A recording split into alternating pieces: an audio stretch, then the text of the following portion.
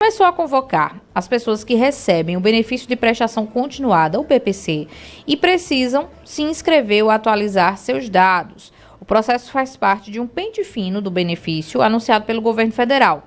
No fim de julho, foram publicadas as regras mais rígidas para a concessão e revisão do BPC.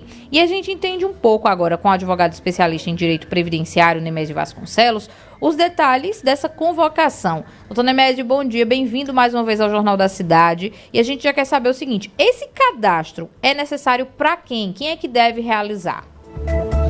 Bom dia a todos que estão nos ouvindo.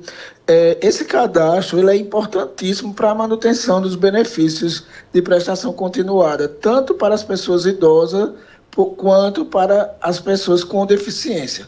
O cadastro único ele é um instrumento de inclusão de famílias de baixa renda para os programas de assistência social, como, por exemplo, o Bolsa Família. No final do mês de julho foram estabelecidas, como você bem falou, novas regras. Essas regras são mais rígidas no sentido da manutenção e concessão de benefícios. Por exemplo, ficou aí a necessidade e a obrigatoriedade da atualização do CAD único, porque haverá cruzamento de dados das informações para ver se a renda do grupo familiar foi mantida.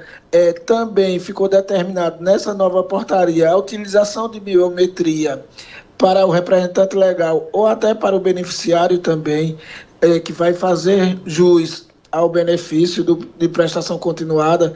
Ou seja, essa operação pente fino tem a finalidade de cruzar dados para ver se há algum tipo de irregularidade na concessão ou na manutenção dos benefícios.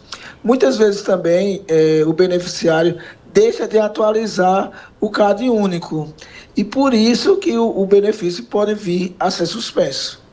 E, doutor Nemésio, esse cadastro ele acontece de que forma? É necessário ir até um local? Ele é pela internet? É por telefone? Pela Central 135? Quais foram as regras definidas para que esse cadastro seja realizado?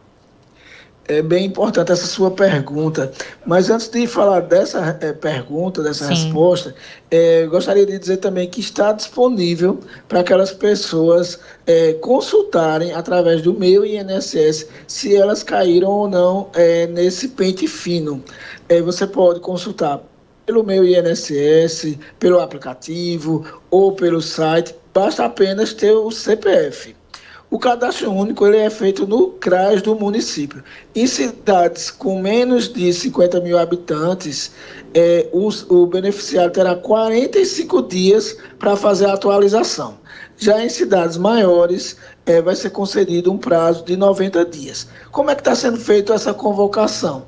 Essa convocação está sendo feita por meio de aplicativo do Meu INSS, ligação telefônica, realmente o INSS está ligando para o beneficiário e também no banco. Quando vai no banco tem uma informação de que aquele benefício está na operação pente fino.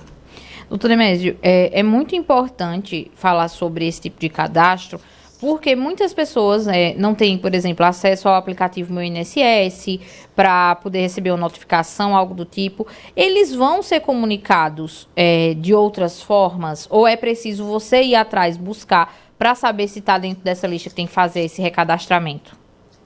Eles vão ser também comunicados por meio de correspondência. Nessa decisão aí do INSS em relação ao pente fino, eles não podem suspender aleatoriamente o benefício. Tem que ter sido comprovado que o segurado foi notificado dessa suposta irregularidade, dessa suposta fraude, porque o segurado ele vai ter um prazo para se defender, que é a defesa, né? Ele vai cumprir uma exigência no sentido de fazer a regularização, se for o CAD único, se for um benefício de incapacidade, que nós estamos falando aqui do BPC, mas os benefícios de incapacidade, como o antigo auxílio-doença, que é o benefício de incapacidade temporária, que não estava tendo a realização de perícia médica presencial, pode haver a convocação também para que o segurado venha fazer essa perícia presencial.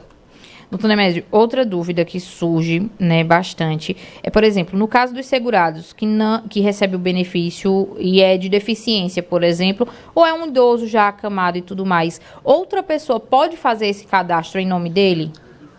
É muito importante essa pergunta também. Veja, se aquele beneficiário tiver um procurador já habilitado, o procurador pode responder. Muitas vezes também a pessoa tem uma deficiência, então ele tem um curador. Esse curador é um curador judicial. Então, esse é o responsável legal pela pessoa. Então, ela pode providenciar os documentos, fazer o cumprimento de exigência e, no caso, cumprir com o chamado do INSS. Então, não pode simplesmente chegar e dizer, não, eu vim fazer o cadastro do meu pai, da minha mãe, do meu tio, porque ele está acamado, está doente, não pode vir. Tem que ter um documento legal que comprove isso, né? No grupo familiar, o CRAS ele vai identificar quem faz parte do grupo familiar, quem é o responsável legal. E aí a pessoa vai se dirigir ao CRAS com os documentos do grupo familiar, identidade, CPF, certidão de nascimento de filhos menores. Nesse CAD único, nesse cadastro, ele vai também ter que falar sobre as despesas do grupo familiar, porque são alguns critérios para a manutenção do benefício de prestação continuada, tem a ver também com a renda mensal, com a renda do grupo familiar, que é a renda per capita. Então, ele tem que comprovar também essa renda do grupo familiar. E também, outra coisa que é importante falar sobre isso é que esse cadastro, né, junto ao CAD único e tudo mais, não quer dizer que aquilo seja uma prova de vida, né? Porque vai que a pessoa tá lá, recebe essa notificação para ir no CAD único, no CRAS, fazer toda essa modificação nos dados, a comprovação, e recebe ao mesmo tempo, né, um chamado do banco, do próprio INSS para uma prova de vida, e aí vai dizer, eu já fiz, e acaba tendo o risco de perder também esse benefício, porque não renovou a prova de vida, né? Exatamente, e a gente realmente não pode confundir a questão da convocação para a prova de vida com a convocação do pente fino. O pente fino é justamente quando o segurado deixou de atender um dos requisitos. Ele vai ter um prazo, o benefício ele não é suspenso imediatamente, ele tem um prazo aí de 30 dias. Se o benefício for suspenso nesse período, o segurado vai poder também pedir a reativação do benefício em até 90 dias. Se ele pedir dentro desse prazo, ele vai receber aquelas parcelas que ele deixou de receber. E caso o INSS não reative o benefício, o segurado vai poder ingressar judicialmente com o pedido de restabelecimento do benefício. Pois é, e a gente sempre está trazendo isso aqui para explicar às pessoas, né, que esses mecanismos que são criados, como, por exemplo, essas novas regras mais rígidas, né, para concessão e revisão do BPC, elas servem para dar realmente a oportunidade a quem precisa do benefício, né, porque muitas vezes a gente vê pessoas com uma renda elevada que, de algum modo, conseguiram burlar o sistema e estão ali recebendo algum tipo de benefício, tirando a vaga de uma pessoa que realmente necessita, que está zerada, que não tem acesso nenhum a uma renda e que poderia estar recebendo no lugar dessa pessoa, né, doutor Nemésio?